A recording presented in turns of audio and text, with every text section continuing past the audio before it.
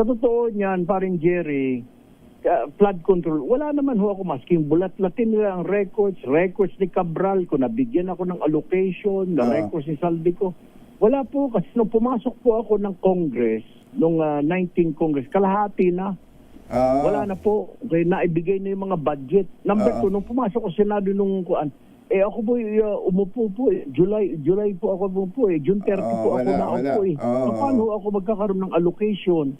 So wala kang flood control, kahit anong flood control project, wala ka. Ganun ba, Senator? Wala po akong flood control. Wala po nga po akong infrastructure. Wala po akong infrastructure project.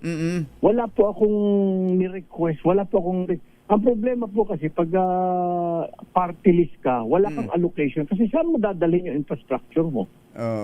May district naman po. Kukunin po ng district. Kunwari, paring Jerry, ako yung taga Palawan. Tatlo yung congressman namin doon. Kung dadalhin ko yung kung ako yung congressman, dadalhin ko yung infrastructure doon, kukunin ng third district o second district o anong district yun. Kaya ang party list po, hindi po nabibigyan po ng allocation. Kung nabigyan man, it's because malakas siya or yun talagang pang negosyo. Pero hindi ho Wala ho akong allocation. Ngayon, senador, late na po akong pumasok at saka yung sinasabi binigay ni Saldico. Lumayas na nga si Saldico ng mga panahon na yun.